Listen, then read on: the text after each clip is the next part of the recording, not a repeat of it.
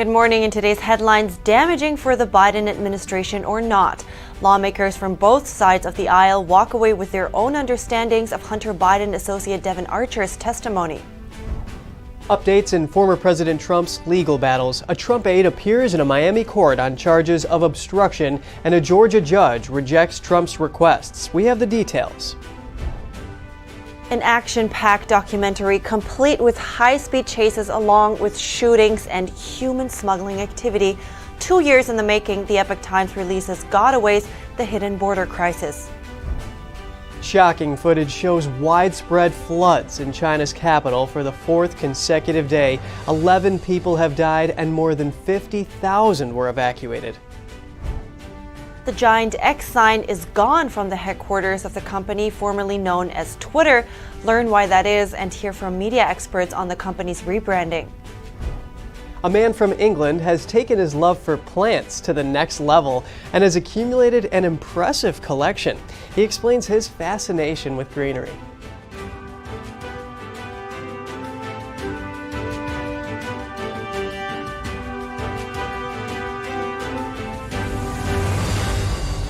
Good morning. Welcome to NTD. I'm Kevin Hogan. Good morning, everyone. I'm Evelyn Lee. Today is Tuesday, August 1st. And on Archer's testimony, President Biden has said, "I have never spoken with my son about his overseas business dealings." Right, so it's interesting how the White House line has changed over that. Yeah, exactly, yeah, saying that the president was never in business with his son. Yeah, but also that Hunter and his partners never talked business. Only that they were giving the illusion of access by having his VP dad on the phone. So we're going to break down the description of President Biden's conversations with his son Hunter's business associates, which is now in the spotlight. NTD's Daniel Monahan has more on the testimony of Hunter Biden associate Devon Archer before House Oversight Committee members. Members of the House panel sought more information in an ongoing investigation into the Biden family business dealings. Democrats and Republicans had diverging views after Devon Archer's testimony. Republicans talked it up, suggesting key new evidence in the probe had been uncovered, while Democrats said it was much ado about nothing. Representative James Comer reacted on Fox News. Well, every day this bribery scandal becomes more credible. Comer said Archer's testimony confirmed that Joe Biden was on the phone over 20 times with people, including Burisma executives. Meanwhile, the lawmaker says Biden lied about ever talking to such people. He also said that Hunter Biden was under immense pressure while they both served on the Burisma board to call Washington, D.C. immediately and try to get Shokin fired. Shokin was the Ukrainian prosecutor investigating Burisma. Biden later claimed to have threatened to withhold foreign aid from Ukraine if he wasn't fired. I said, leave it in 6 hours. If the prosecutor's not fired, you're not getting the money. However, former senior director for European affairs on the National Security Council, Charlie Kupchan, disagrees with that implication. He said Biden's pressuring to have Shokin fired was part of normal anti-corruption efforts, and that the then vice president was acting alongside European allies. Representative Dan Goldman downplayed what he called Biden's casual conversation with his son's business associates. He said 20 times over the course of a 10-year relationship was about 2 calls a year, and that Hunter, a son who talked to his dad every day, would just put his dad on speakerphone with whoever was at dinner. There was no indication that he had any idea who was at dinner. Goldman says the president's comments amounted to little more than greetings and small talk, and said Archer was clear that such discussions never touched on business dealings. Goldman called on Representative Comer to release the transcript of Archer's testimony, which he believes showed Joe Biden had nothing to do with Hunter Biden's business dealings. Representative Andy Biggs conceded that the conversations between President Biden and Hunter Biden's business associates were largely pleasantries, but says they were still more significant than Goldman had suggested, adding that merely by giving a greeting, then Vice President Biden had given more weight to his son's business ventures. In related news, top Republican leaders are probing the Department of Justice for answers about what they call the sweetheart deal given to Hunter Biden by the agency. In 2018, the IRS began an investigation into Hunter Biden, ultimately recommending 3 felony tax charges. However, prosecutors instead offered Hunter Biden a deal that Republicans decried as a slap on the wrist. But the judge in the case pushed back on the deal. as it allegedly would have offered the first son nearly unlimited immunity from other tax, drug, or firearm charges committed between 2014 and 2019. Daniel Monahan, NTD News. Continuing with Devon Archer's testimony, NTD spoke with Dr. Stephen J. Allen, a journalist with 45 years' experience, about the case. So you have Hunter Biden, close friend and associate Devon Archer being deposed by the House Oversight Committee today. What do you think, Dr. Allen, that they're looking for? Oh, they want all the little details that make their case. There was this scheme that the Biden family supported itself off of payoffs from foreign people, particularly Ukrainian organized crime and the Chinese Communist Party and people like that. And now they're looking for all the details so that they can prove it, because obviously people on the other side are going to be skeptical. That's understandable. So they have to find proof. Devon Archer confirmed that the President of the United States, as Vice President, I'm assuming, did get on phone calls with Hunter and Hunter's business associates at least 20 times. Is reasonable inference enough to hold any weight? Well, there's a thing called consciousness of guilt, and that is if you're, if you're running down the street from the alarm going off when the bank has been robbed, then that's a good indication. Maybe you're the guy that did it. That's at least part of the evidence. In this case, what were they hiding? Joe Biden said repeatedly that he didn't have that discussion with his son. He didn't even know what his son's business dealings were, which was always strange. His son riding on the plane with him to China and things like that. But, during the debate, Biden said that he didn't know anything about what his son was up to. They recently changed that to he wasn't in business with his son. The White House spokesman did. So the question is, why do they keep changing their story, and what are they trying to hide? What you just saw were some updates from Capitol Report. You can see the full version on their show. Next, a quick update on former President Trump's legal battles. A second Trump employee accused of conspiring to obstruct justice in the classified documents case appeared in court yesterday. And a Georgia judge rejected Trump's bid to quash an investigation into if he illegally interfered with the state's 2020 election. NTD's Jeremy Sandberg tells us more. Carlos de Oliveira, the property manager of Trump's Mar-a-Lago estate, made his first court appearance on Monday in Miami, Florida. De Oliveira is accused of trying to delete security camera footage and lying to investigators in the classified documents probe. He was indicted by a grand jury last week on 4 charges, including conspiracy to obstruct justice and making false statements to the FBI. The Mar-a-Lago employee didn't enter a plea for lack of a local counsel. He was released on a $100,000 bond pending trial. The Justice Department has unfortunately decided to bring these charges against Mr. De Oliveira. And now it's time for them to put their money where their mouth is.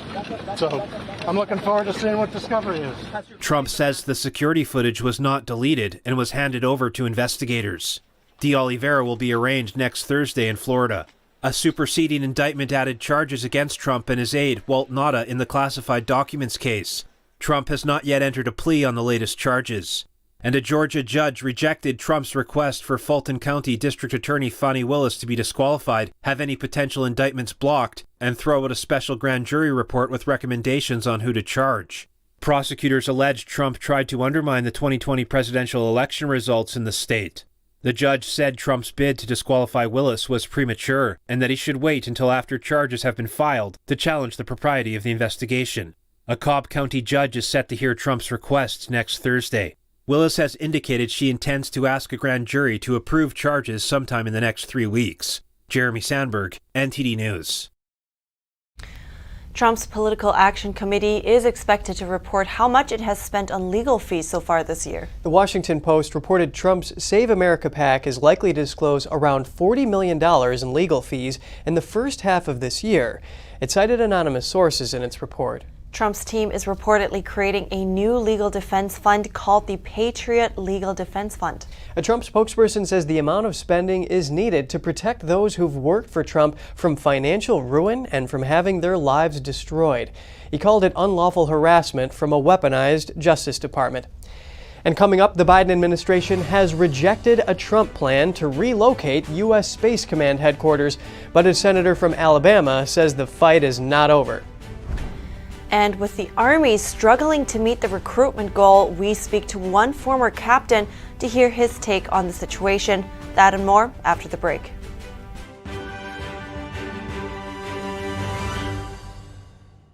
Did you know ESG is impacting every part of your life? From rising gas prices to global food shortages to out-of-control inflation, even losing your freedom of speech and being censored on the internet. It's all being driven by ESG ideology. Who's in control? What can you do about it? Find out in The Shadow State, the first documentary exposing ESG. The ESG movement of governments and corporations operates in the shadows. Only the light of truth can expose it. Watch The Shadow State documentary, streaming now.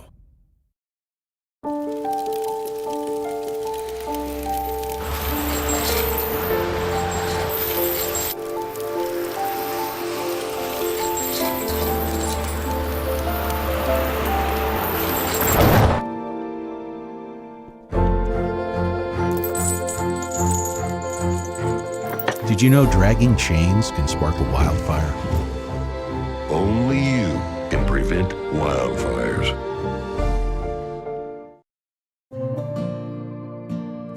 Imagine a coffee that cares for your health. Expertly fermented with a 50 enzyme complex to enhance flavor and remove bitterness. Small batch roasted to a decadent medium dark, resulting in a brew that is gentle on digestion, low acid, and up to 90% less caffeine than regular coffee.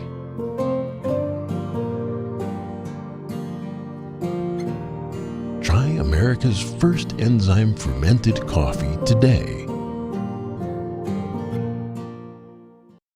It's all good, baby. Is it really all good? If you love me enough to routinely test your handyman skills, not to mention the strength of your marriage, then of course you'll visit nhtsa.gov/the-right-seat to make sure I'm in the right car seat.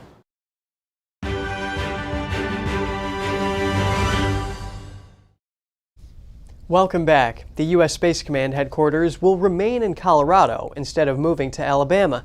President Biden yesterday rejected former President Trump's proposal to relocate the combatant command. The Biden administration's decision Monday ends more than 2 years of dispute between Colorado and Alabama lawmakers. U.S. Space Command is a joint command reestablished in 2019 under Trump. Despite its name, the command is separate from the U.S. Space Force military branch. In the final days of his presidency, Trump proposed relocating the 1,200 service member command to Alabama. Biden's decision marks a win for Colorado's congressional delegation. They have been urging the Biden administration to retain Space Command in Colorado Springs, which is also home to the U.S. Air Force Academy and several military bases. Senator Michael Bennet of Colorado, a Democrat, celebrated the decision. He wrote on Facebook, "Colorado is the rightful home for U.S. Space Command, and our state will continue to lead America in space for years to come." Meanwhile, Republican Senator Tommy Tuberville of Alabama called the decision a disastrous choice. He said in a statement, "I will continue to fight this as long as it takes to bring Space Command where it would be best served, Huntsville, Alabama."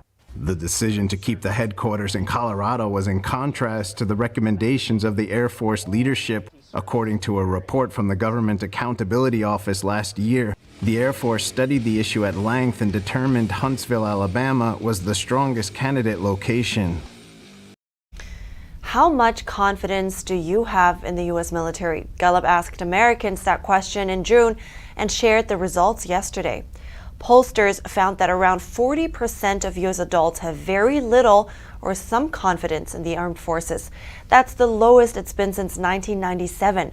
The biggest drop in support was seen in those identifying as Republican, followed by independent voters. Democrats' confidence also dropped this year after a rise when President Biden took office. Despite the decline, the military remains one of the most trusted institutions in the country, second only to small businesses. Meanwhile, the Army, Navy, and Air Force have all struggled recently to meet their recruiting goals. And there is one former military commander who says a big reason why they are not able to meet those goals is because of the politicized environment in the Army. I got his take on things. Rather than share my views, I thought I would call a military veteran this morning who's also a parent and a grandparent. And anticipating this question, I wanted to hear it from a veteran myself this morning and relate that to the American people. And so fresh off the press this morning, I asked, why is it that parents and veterans aren't interested in recommending military service to the next generation? And his response was that when I served, he said the military was about fighting, and today it's not. And in his view, he said today it's an environment filled with propaganda that is intended to shape the political views of service members. And then he finished his thought by saying it's quite offensive. And I think that line of reasoning is simple, and it's typical of your broader American population. When I decided I wanted to serve in the military and attend the Air Force Academy in Colorado, I did so because I had both encouragement and wise counsel from parents and active duty and retired military veterans. Now, can you talk more about what has changed? Because children of military families usually made up the majority of new recruits, so it seems like the sentiment was different a while back. So what happened? A big part of the answer to that question, and it's also a part of the solution to the problem, is driven by this administration's policy in particular and the current set of personalities we have in senior military leadership positions. While the problem of partisan politics plagues the military from top to bottom, it is nevertheless driven by and supported by the current leadership. I'll give you a good example of this. We've got a chief of staff of the Air Force, four-star General C.Q. Brown, who's been Biden's pick and nomination for the chairman of the Joint Chiefs role. Under the leadership, if you want to call it that, of General Mark Milley, the American people have lost trust and confidence in him and in the institution writ large because of highly politicized statements, of overt public criticism of the former commander-in-chief, President Trump, and because he's leaked private conversations to journalists and authors to sell books. There is a consternation and a division and a disagreement about what's best for the readiness and lethality of the U.S. military. It will require a new administration at this point, it's very clear, and it will require a whole cast of new senior military leaders who are willing to act in courage and to put down old ways, and to, recent old ways, and to return to a patriotic, America-loving, apolitical military work environment. Thank you so much for giving those insights and also answering one of my following questions already. I also want to look at another aspect because the Military Family Support Programming Survey, they found other issues as well that I also wanted to give a bigger picture. I want to present them to you here as well. So they were saying that the financial strain, for instance, is an issue, and then there's the argument that the Afghanistan withdrawal comes into play as well. So how do you weigh all these? Well, the Afghanistan withdrawal, first off, is a terrible black eye for the administration and our senior military leaders. It showed that it was likely due to to highly misplaced priorities that we made such a botched withdrawal. And again, their testimony before Congress, which was public and which people who cared paid attention to, showed what looked like incompetence, what looked like infighting, what looked like disagreement with the sitting commander-in-chief, and no one willing to take responsibility for our actions, for our decisions, and for our lack of strategy. That's why some people were fired for speaking up against our senior military leaders at the same time, because they demanded accountability, which clearly we didn't have anymore in our senior military ranks. As far as for financial reasons, let me say that always, traditionally or historically, Men and women have been willing to serve in uniform, and parents have been willing to suggest to the next generation that they serve in uniform, despite the fact that pay is not great for military service members. Some of our youngest enlisted members actually join because it will help pay for their associate's degree or their bachelor degree. It helps them further their education, and so they serve for a minimum of maybe 4 years while they're having their education paid for, and those incentives remain in place. Well, thank you so much, Matthew Lohmeyer, for giving us your aspect on this. I appreciate your time today. Hey, thanks for having me. China begins its recently announced export controls on 2 strategic metals today. The move is widely seen as retaliation for Western restrictions on the Chinese regime's access to advanced semiconductors. NTD's Jeremy Sandberg tells us more. Beijing announced early last month that it would restrict exports of gallium and germanium, 2 metals essential to the production of semiconductors and green energy technologies. The move follows actions taken by the Biden administration that include broad export controls in the CHIPS and Science Act. Japan, South Korea, and the Netherlands also reached an agreement with the U.S. to limit China's access to materials used in advanced computer chips. Germanium is used in solar panels, electric vehicles, and batteries. Gallium is one of the components used in semiconductors for mobile phones, 5G systems, LEDs, and other electronics. Shane Yun, president of Logan Circle Strategies, says the pandemic exposed just how reliant the U.S. supply chain is on China. They have different environmental standards when it comes to mining. So when we're thinking about this going forward, we really need to think about the supply chain as part of a long tail process. Because you're dealing with different governments, these are things that we need to have trade agreements, so we make sure that we're thinking not only about the geopolitical issues, but the environmental issues as well as the workforce issues that go into this. And we don't have a control on that right now with China. We supply, a lot of their supply is something that keeps us, all our devices working. Anything with an on button has a has a semiconductor chip in it, and that's a very concerning item. So we need to think about where these rare earth minerals can be from besides China. And so China produces an estimated 60% of the world's germanium and about 90% of the world's gallium. And I think the important thing, and it's one of the reasons why we study history as well, is to see how we don't get into that situation again. And supply chain is really important at like every level, even when it comes to information flow. Yun emphasized the importance of working with trusted partners to secure the supply chain. We need to think about how we're doing bilateral, multilateral agreements with other countries, and the evidence we're seeing that China is not the best place to do business in this area. According to the latest Mineral Commodity Summaries report from the U.S. Geological Survey, China is the dominant supplier of 16 minerals classified as critical, along with 25 other minerals. Jeremy Sandberg, NTD News.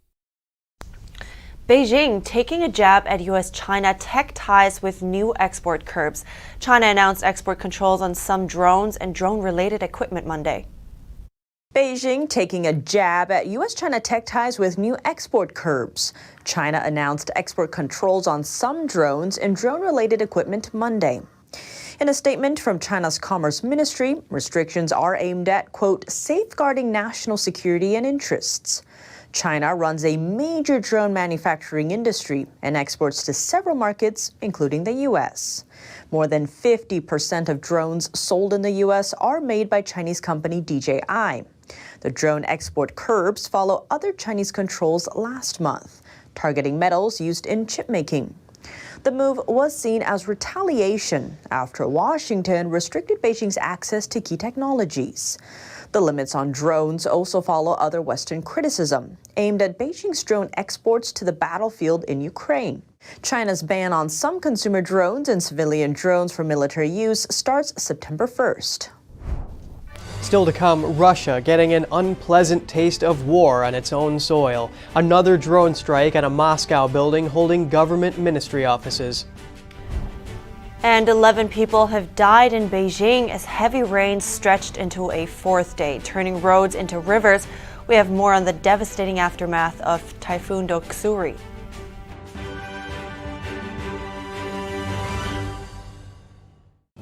The stories that need to be told.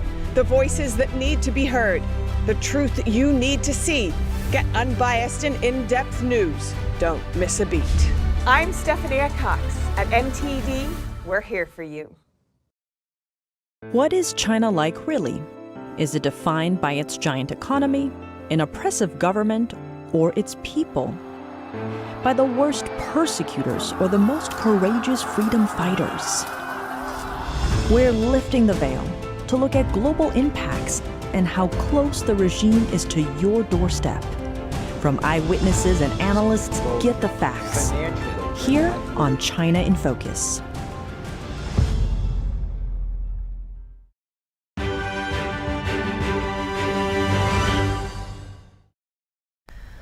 Concern is growing with each hour after an American child and her mother were kidnapped in Haiti. The two were taken from the campus of a Christian ministry near Port-au-Prince, where the woman served as a nurse. There has been no word on where they are, who has them, or any ransom demands. Axel Dorsenville and her child were kidnapped last Thursday from the campus of a faith-based ministry called El Roy Haiti. On the same day they were taken, the U.S. ordered all non-emergency staff to leave Haiti. It also warned that all Americans should leave due to the risk of kidnapping. Increasing gang violence adds to the urgency of the situation. Here's Secretary of State Antony Blinken. We have very deep concern for the situation there, particularly with regard to violence and the activities of the gangs. The U.S. State Department has confirmed they are working with government partners and Haitian authorities to find Alex and her child and bring them back safely. And over to Russia, a Moscow building with government ministry offices was struck by a drone for the second time in 3 days on Tuesday. Russia called it an attempted Ukrainian terrorist attack. A Ukrainian presidential advisor said Moscow should expect more drone attacks and more war. The building is known as the IQ Quarter, which houses the Ministry of Economic Development, the Digital Ministry, and the Ministry of Industry and Trade. Moscow has come under repeated drone attacks since early May, when 2 drones were fired at the roof of a building in the Kremlin complex. The incidents have not caused casualties or major damage, but have provoked widespread unease. Ukrainian President Volodymyr Zelensky reacted after the first attack happened. The war returns to the territory of Russia, its symbolic centers and military bases, and this is an inevitable, natural, and absolutely fair process.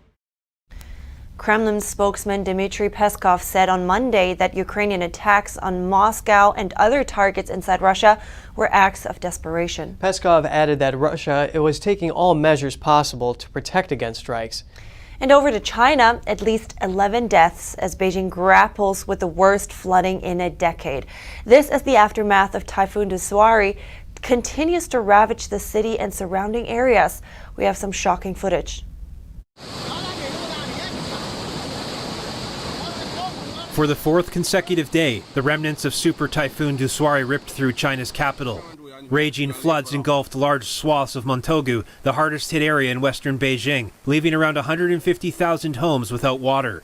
Videos on social media showed a sea of flooding near the city's 5th Ring Road, with bridges down and cars washed away.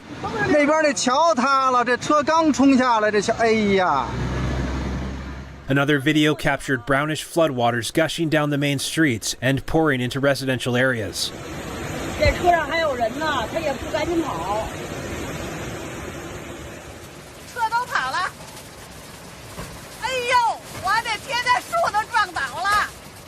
Courier centers also suffered severe damage, with packages scattered and drifting about.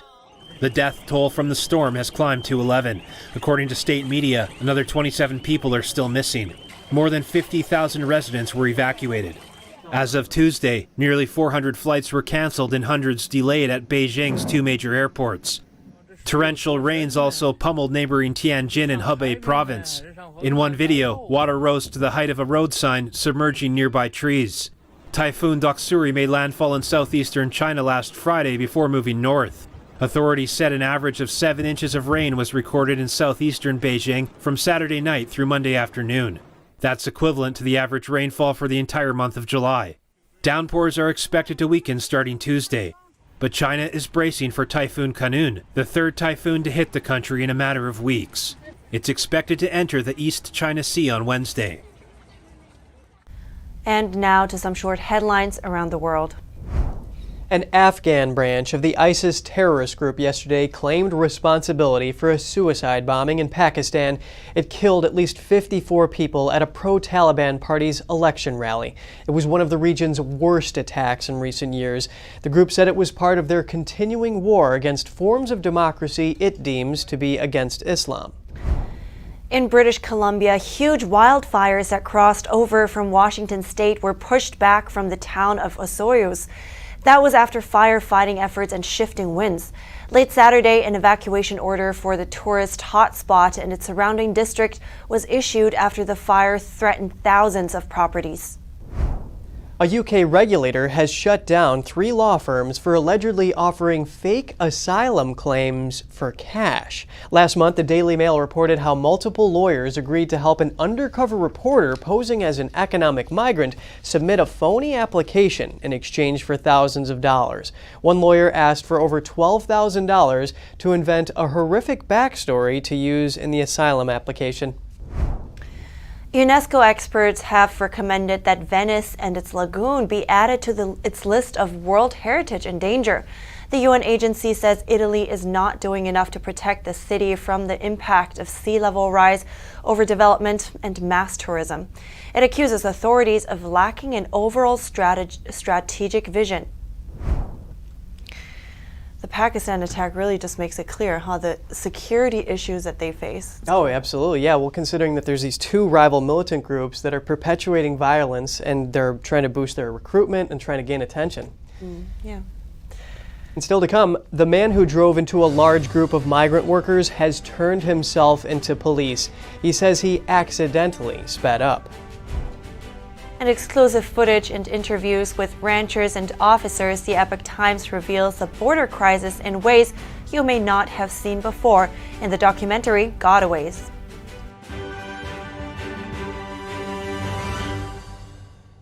Shen Yun Creations, the streaming platform from Shen Yun, featuring world-class dance, past programs, and all original music.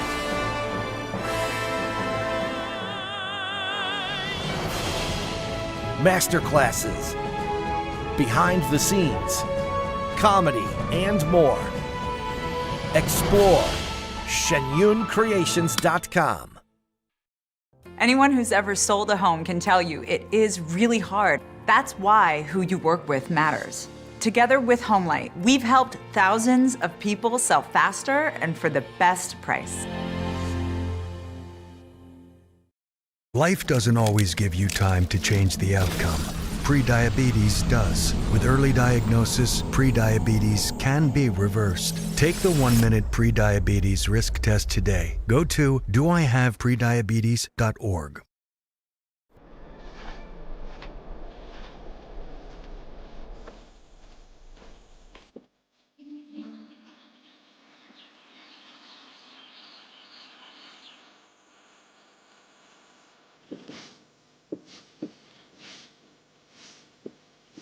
One in 5 children worldwide are faced with the reality of living without food. No family dinners, no special treats, no full bellies. All around the world, parents are struggling to feed their children. Toddlers are suffering from acute malnutrition, which stunts their growth. Kids are forced to drop out of school so they can help support their families. COVID, conflict, inflation, and climate have ignited the worst famine in our lifetime. And we're fed up. Fed up with the fact that hunger robs children of their childhood. Fed up with the lack of progress. Fed up with the injustice. Help us brighten the lives of children all over the world by visiting getfedupnow.org. For as little as $10 a month, you can join Save the Children as we support children and families in desperate need of our help. Now is the time to get fed up and give back. When you join the cause, your $10 monthly donation can help communities in need of life-saving treatments and nutrients. Prevent children from dropping out of school. Support our work with communities and governments to help children go from short-term surviving to long-term thriving. And now, thanks to special government grants, every dollar you give before December 31st can multiply up to 10 times the impact. That means more food, water, medicine, and help for kids around the world. You'll also receive a free tote bag to share your support for children in need. Childhood without food is unimaginable. Get fed up. Call us now or visit getfedupnow.org today.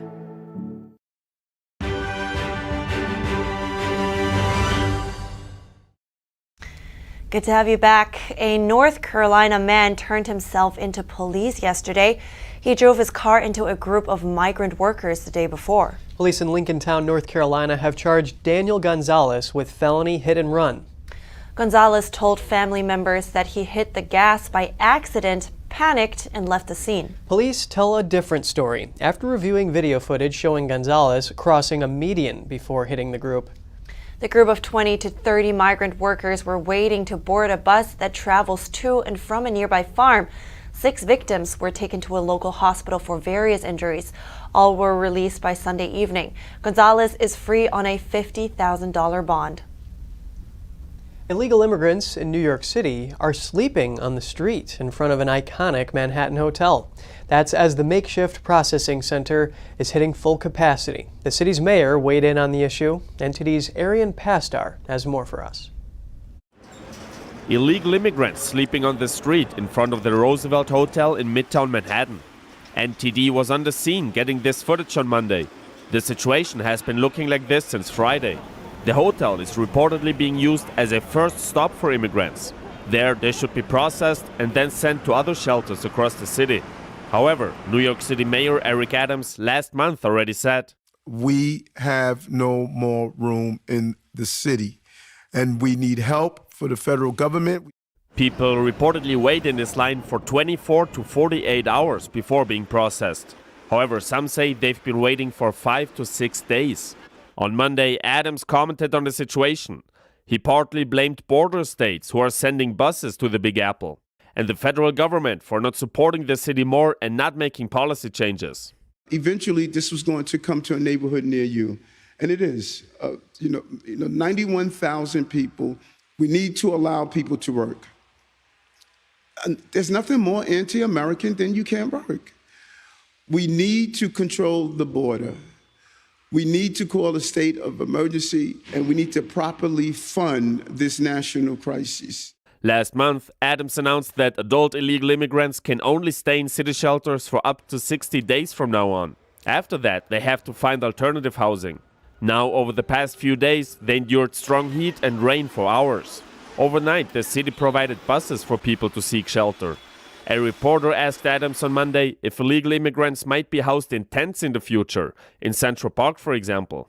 I can assure you that this city is not going to look like other cities where there are tents up and down every street.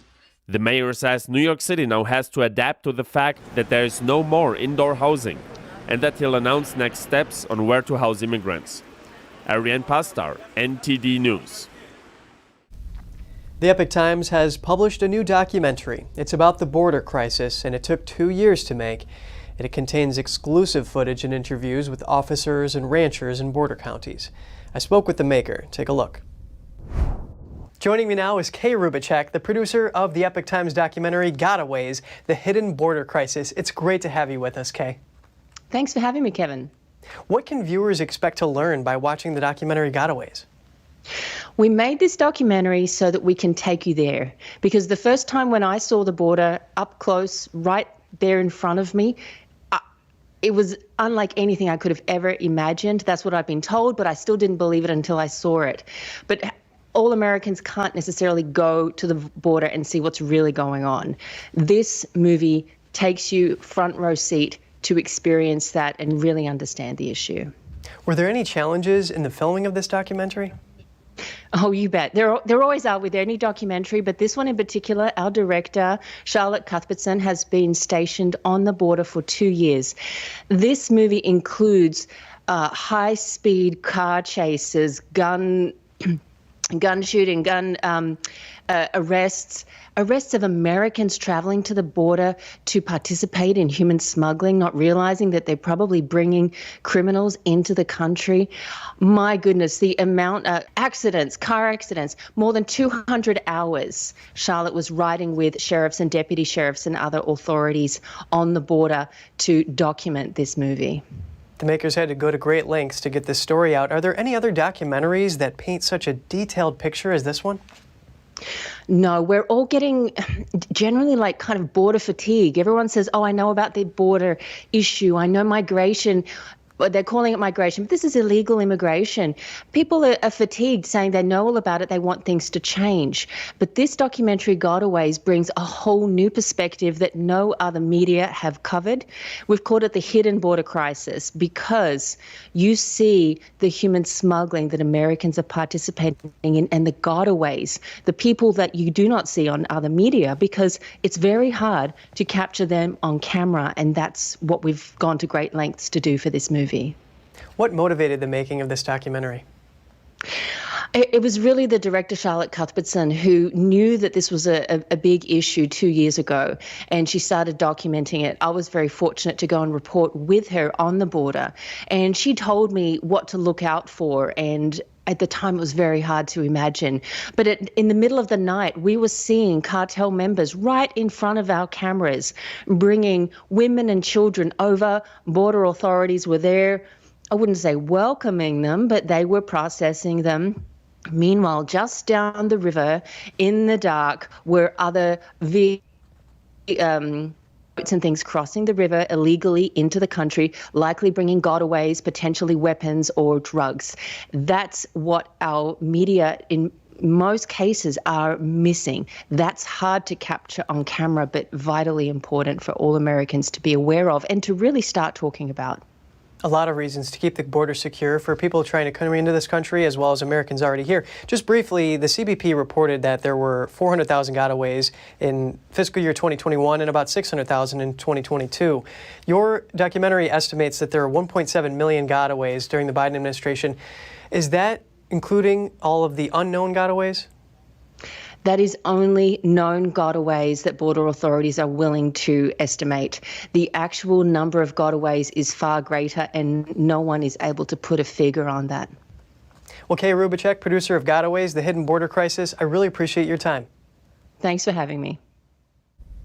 It was a great interview with Kay, and Charlotte Cuthbertson is the senior border security correspondent for the Epoch Times who did the reporting. She moved down to a small border county in Texas in 2021 and spent hundreds of hours with sheriffs, lawyers, school officials, border agents, and EMS directors. Definitely a must-see. You can watch the documentary on Epoch TV and NTD.com.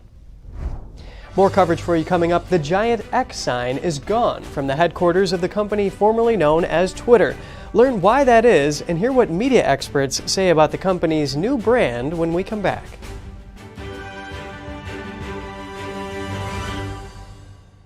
According to Marx, everything must be seen through the lens of oppressor and oppressed.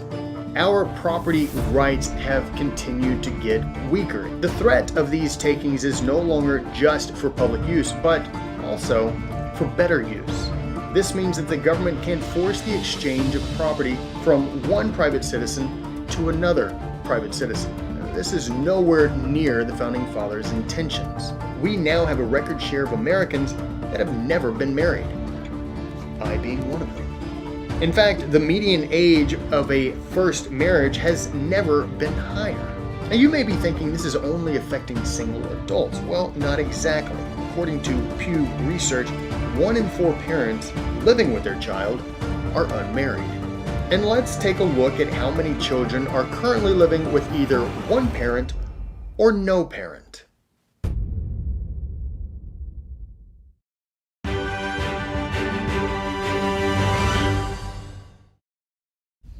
It's good to have you back with us. The nation's first religious charter school is scheduled to open its doors next year. That will be in June in Oklahoma City. But first, they have to successfully survive a lawsuit that aims to block its opening. St. Isidore, a Catholic charter school, received approval from the state charter board, but the ACLU and other groups are seeking to block its operation. That's over concerns the precedent will open the door for more publicly funded schools of this type. They also argue that non-Catholics, students with disabilities, and others could face discrimination there. Recent legal trends show religion gaining footholds in more schools. Many states have increased funding for voucher programs. Texas now allows clergy to replace counselors in public schools. The Supreme Court has also ruled vouchers can be used at religious schools. The giant X sign is gone from the headquarters of the company formerly known as Twitter. The city of San Francisco is launching an investigation into the flashing sign.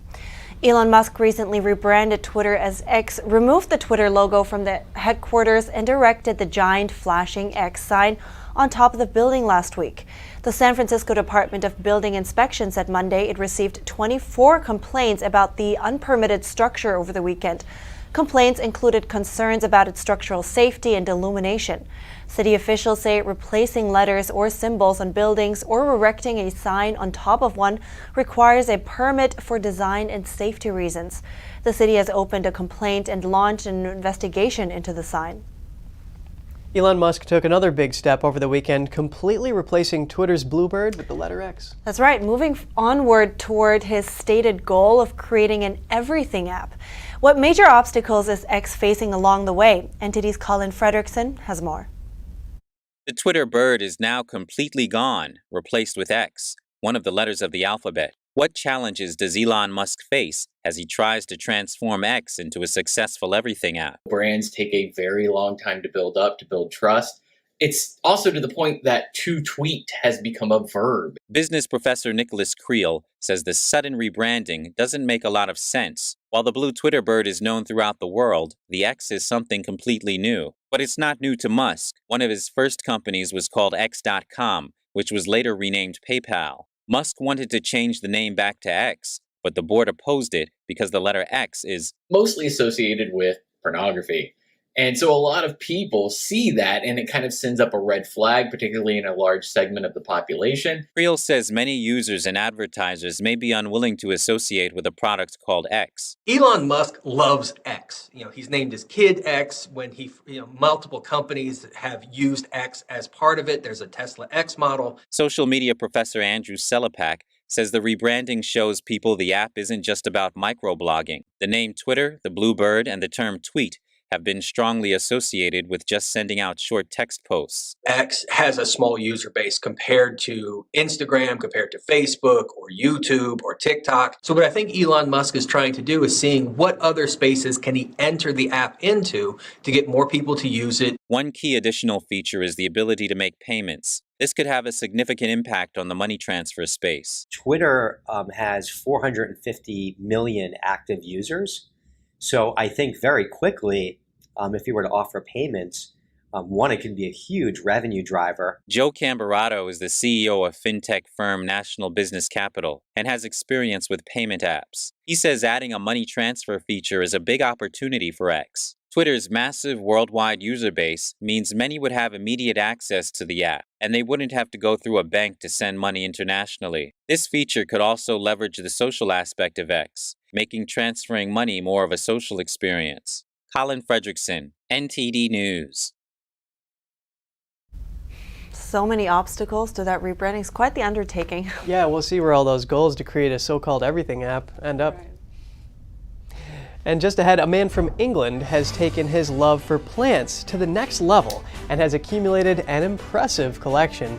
He explains his fascination with greenery after the break.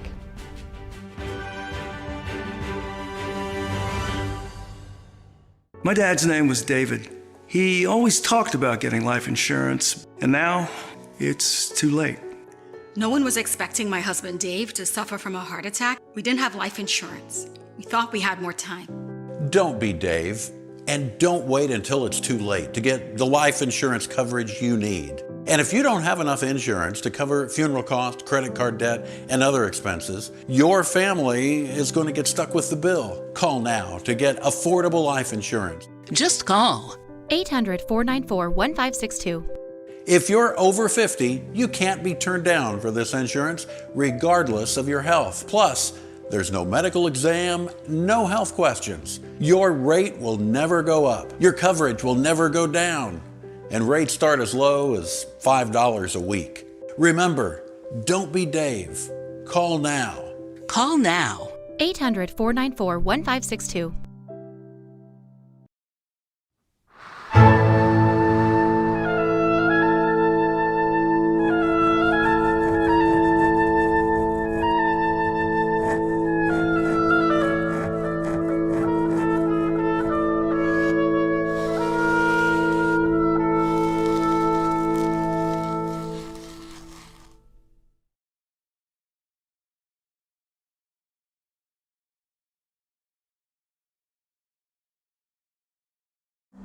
Life doesn't always give you time to change the outcome. Prediabetes does.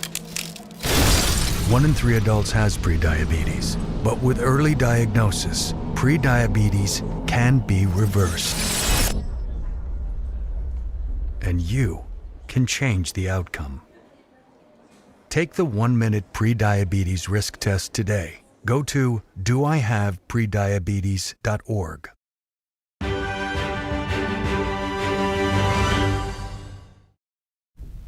Good to have you back. Houseplants can't liven up any home, but a man from England has taken his love for plants to the next level by accumulating an impressive collection and by helping other plant lovers. Let's take a look. This is a Panama orchid, quite rare, but it's beautiful. Joe Bagley from Leicestershire in England has a clear affinity for plants. So much so that his one-bedroom home is filled with them. It all started with a small spider plant cutting, which he got from his grandmother when he was 13 years old. But she didn't give it to me straight away. I had to wait several weeks for it to root on the fridge. So there's a little glass, you put it in a glass with a bit of water, put it on top of the fridge, and I couldn't take it home for about a month. And of course, like a 13-year-old guy wants it straight away. But that was my earliest memory, and that was the first plant that I actually had.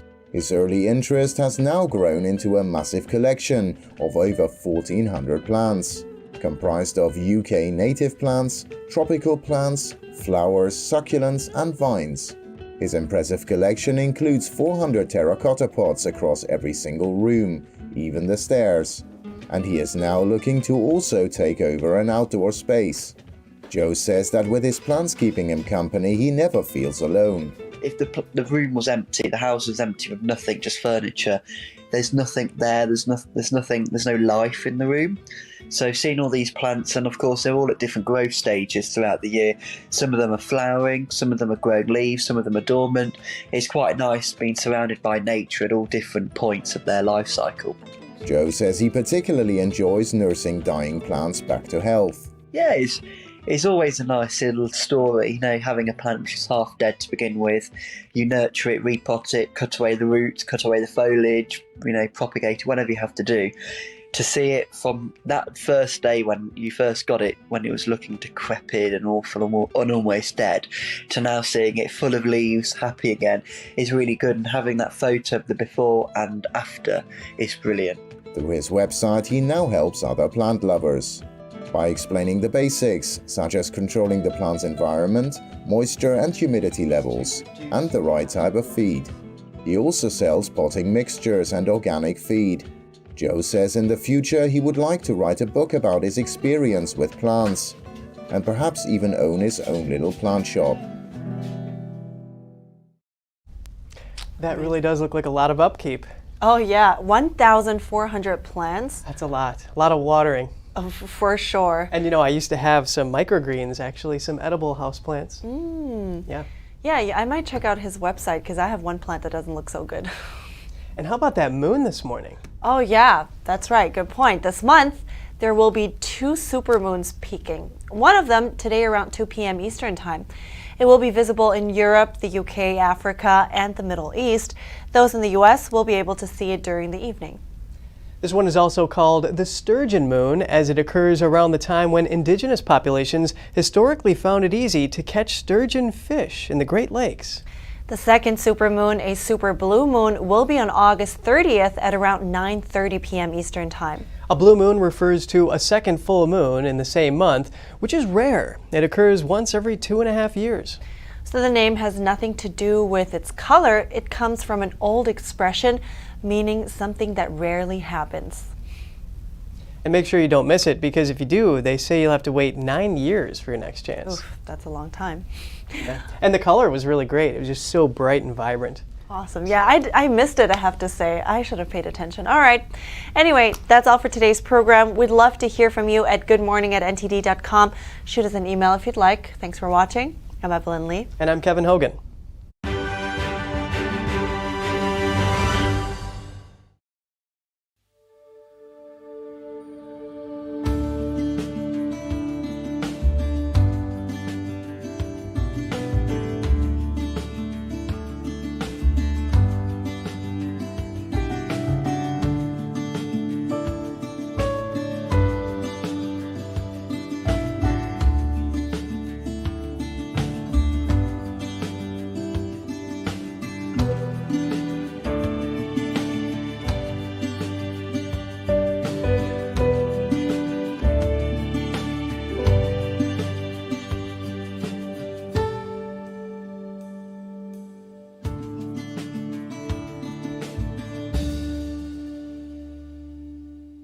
Thanks for watching us on YouTube. Did you know YouTube only keeps selective videos on its platform? So if you want to make sure you get the full picture, just subscribe to our newsletter.